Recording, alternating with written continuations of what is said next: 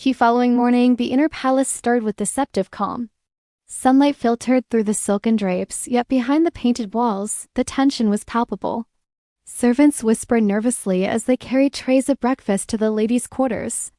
No one dared speak openly of the poisoning, but every glance was sharp with suspicion. Maomao moved quietly, her tray of herbs balanced neatly in her hands. Outwardly, she was the same as ever, her simple robes, her unremarkable expression. But inside, her mind was ablaze, replaying the whispered conversation she had overheard the night before. She entered Consort Gyokyu's chamber, where the lady sat serenely at her vanity, a smile as delicate as the flowers embroidered on her robe. Yet Maomao knew better than to be fooled. Behind those eyes lay both fear and calculation. "Is everything in order?" Gyokyu asked softly, her voice carrying a lilt that could soothe even in chaos. "Yes, my lady," Maomao answered, setting down her tray. "I have prepared a blend to ease any lingering fatigue from the banquet." Gyokyu sipped from the porcelain cup Maomao offered, her gaze never leaving her maid's face. "You are unsettled, Maomao." "You wear it well, but I can tell." Maomao hesitated, then bowed her head slightly. "The palace is not as quiet as it seems." The consort's lips curved just faintly. "No, it never is. But one must learn which whispers to listen to and which to ignore."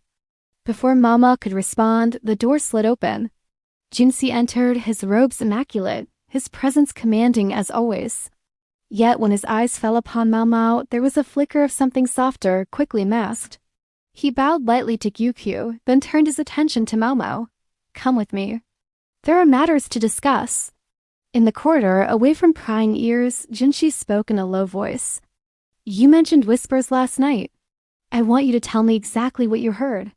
Maomao's heart raced, but she recounted the conversation word for word. The talk of fear, of balance, of making the emperor uneasy. Jinshi listened intently, his jaw tightening with every syllable. "So it is as I feared," he murmured. This was not a personal attack. It was a move in a larger game. Maomao tilted her head. "And what game is that?" Jinshi glanced at her, eyes shadowed. "The struggle between factions in the court. Every consort, every official is a piece on the board. Poison is merely one method of play."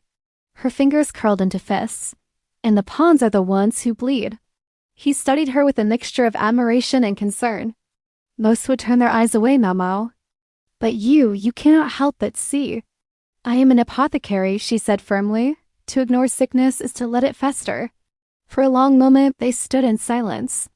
Then Jinshi's hand brushed the sleeve of her robe, just barely a fleeting gesture, gone as quickly as it came. "Be cautious," he said. "Your curiosity is a gift and a danger." Maomao watched him walk ahead, her mind a storm. She had crossed into the heart of palace intrigue now, and there would be no turning back. That night, as she ground herbs under the dim lamplight, her thoughts returned to the whispered words in the corridor.